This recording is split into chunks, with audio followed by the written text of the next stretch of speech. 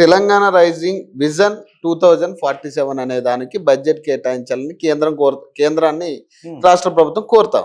ఇప్పుడు ఇదే క్రమంలో పేర్లలుగా ఇప్పుడు ఒక క్రీడా అనే ఒక ప్రాపర్టీ షో జరుగుతా ఉంది. ఇప్పుడు ఈ రెండు రిలేటెడ్ అవుతాయి అనేది మీరు చెప్తున్నమాట. అంటే ఎట్లా రిలేట్ చేస్తా ఉంటారు దీన్ని? ఎట్లా రిలేట్ అంటే అసలు రైజింగ్ దేనికి వచ్చింది? ఇప్పుడు రైజింగ్ లో లేదా తెలంగాణ? క్లోజింగ్ లో ఉందా?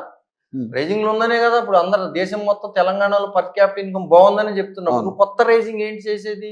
పేరు మార్పు, కొత్త దందా. ఇప్పుడు సరికొత్త దందా.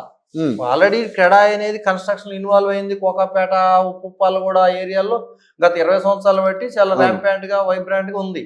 ఉన్న దానిని ఇప్పుడు ఆక్షన్ పెడితే 100 కోట్ల నుంచి 170 కోట్లు 200 కోట్లు కూడా కొంటున్నారు కదా.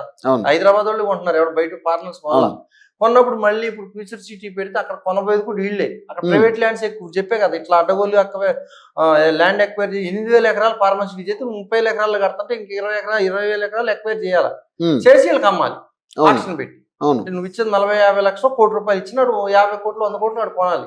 అది రైజింగ్ అంటే 10 ఏళ్ళు పట్టవచ్చు, 20 ఏళ్ళు పట్టవచ్చు. అప్పటి వరకు మనం నడుస్తూనే ఉంటుంది ప్రాసెస్. ఏ గవర్నమెంట్ ఉన్నా ఈ ఇద్దరు కలిసి డీలింగ్ కంప్లీట్ డీలింగ్స్. ఎందుకు నీకేం పని? రియల్ ఎస్టేట్ ప్రమోట్ చేసే పని ప్రభుత్వాలకి ఏంటి? ఆల్రెడీ మీకేముంది? హడ్కో ఉంది.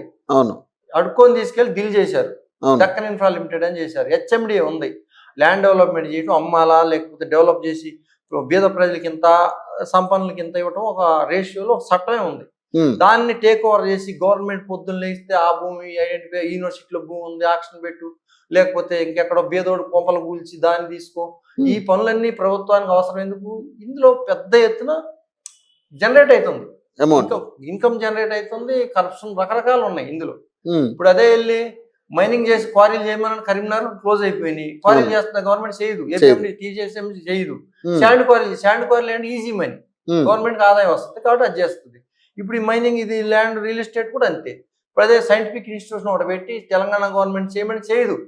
యంగ్ ఇండియా స్కూల్స్ అంటారు. యంగ్ ఇండియా స్కూల్లో యంగ్ ఎవడు ఉంటాడు? యంగ్ ఇండియా స్కూల్లో యంగ్ చిల్డ్రన్ ఉంటారు స్కూల్లో.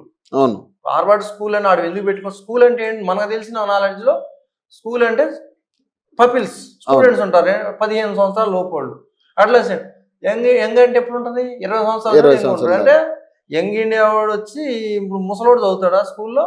పేరే తప్పుడు పేరు. యంగ్ ఇండియా స్కూల్ ఏంటి అసలు? యంగ్ ఇండియా ఇంటిగ్రేటెడ్ స్కూల్ అంటే నువ్వు వెళ్ళి అమెరికాలో స్కూల్లో చదివచ్చావు అని చెప్పి నీ వయసు 55 ఏళ్ళు కూడా చదువుకోవచ్చు. అందులో వయసు చెప్పు, స్కూల్ ఎవరు చదువుతారు? అయినా స్కిల్ యూనివర్సిటీ, ఇప్పుడున్న యూనివర్సిటీ స్కిల్ లేదా?